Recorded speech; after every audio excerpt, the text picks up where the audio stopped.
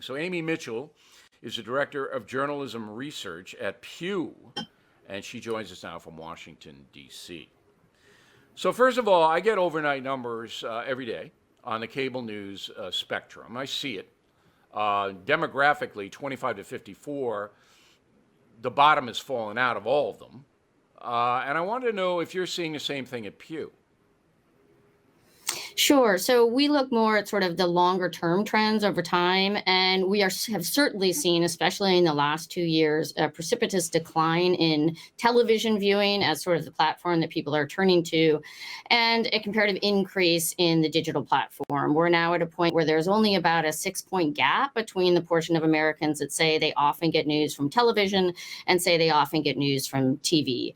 And that was at about a 19 percentage point gap as recently as 2016. So there's certainly... You said from TV, from internet. Right? It's a 6-point gap between television consumption and internet news consumption. And internet consumption, exactly. Okay. Mm-hmm. Let me stop you there, because I just want to walk through this so even I can understand it. So traditionally, television news was the big kahuna, that most Americans went there to get information flow. That is changing, in your opinion. Do you know why? Well, so it's, not an opinion that I have, it's the data that we collect, but I would say television is still the top. It is still higher than the internet, but it has declined and that gap has decreased.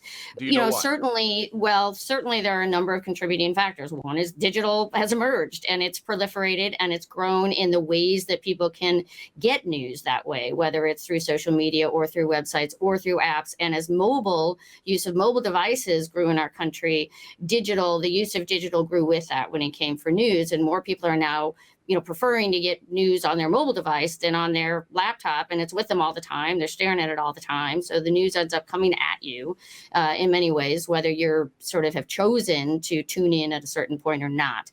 We certainly see a very large age difference, as you mentioned earlier, with older people more associated with the television platform, younger people very much less likely to be getting news through the television platform itself. Now, the news agencies on the internet are all over the place. I mean, this is a news agency, BillO'Reilly.com. But then you have, thousands of places you can go to get your news, many of them unregulated, no standards, many of them ideological, some of them actually paid to distribute information by corporations or whatever. Is the American news consumer making any kind of distinctions among all the options on the net? Yeah, that's a really important question to be asking. And there's certainly, most Americans end up saying they tend to see the same types of sources on the web that they would see offline. But we found, for example, in some of our other surveys that we did of global audiences, that you have a significant portion that say they don't pay a lot of attention to the sources that they see. So that even if one has places they specifically turn to online, they're also likely having things come at them from their friends or from emails or from other methods that may not be sources that they're as used to seeing or as familiar with. Twitter, I mean, people retweet and stuff comes in and Trump said this or Pelosi did that. Maybe it's true, maybe it isn't. So the overarch then is the younger Americans are now saying bye-bye to traditional news presentations, network news, cable news, and they're going into the net. But if the information in the net isn't vetted by anyone, then we, as a country, our information flow is declining because we don't know what's true and what isn't true. Well, I think it's, what we see if you look at the mix of outlets that are on there, there are a lot of primary outlets, including those that have traditional forms as well, from cable outlets to your newspapers, et cetera, that are very much in that sort of top audience tier in the traffic that they're generating. If you look at analytic companies like ComScore and others that collect that data. So there's certainly, I don't know that there would be evidence we'd have in our data that would suggest that most of what people are seeing is unvetted. I'm not, that's not what the kind of data that we've collected.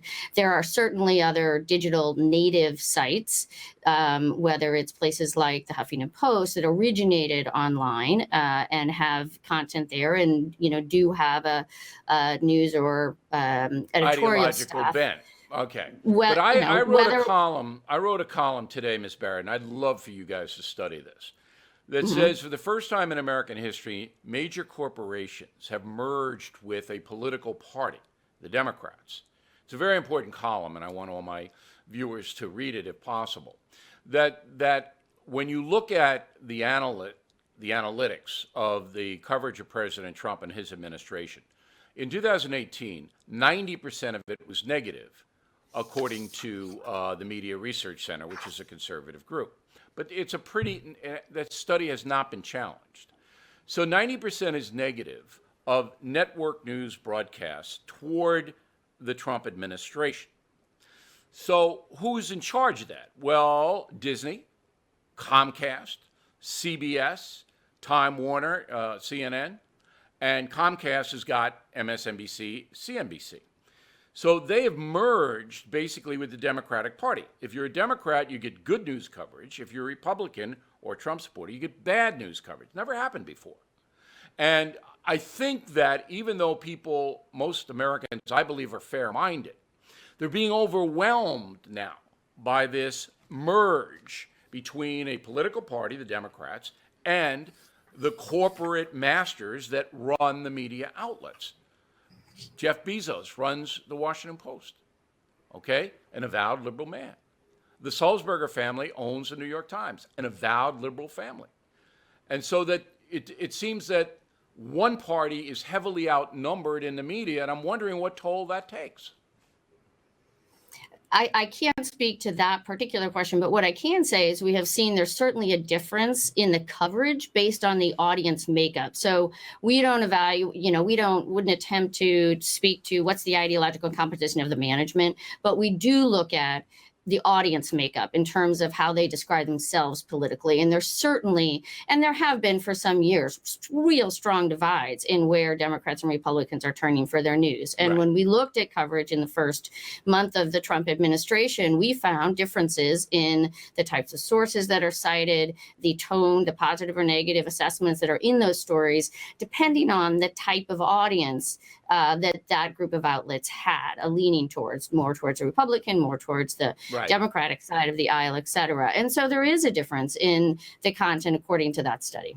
Now, did you see this study, and I wish I had who did it right in front of me, but I forget, that 95% of all viewers on Fox News voted Republican, and 90% of all viewers on CNN and MSNBC voted Democrat. Did you see that study? I did not see that. However, we have asked Main Source for news and for the election of 2016 in particular, and saw very strong divides. 40% of those who said they voted for Trump named Fox News as their main source.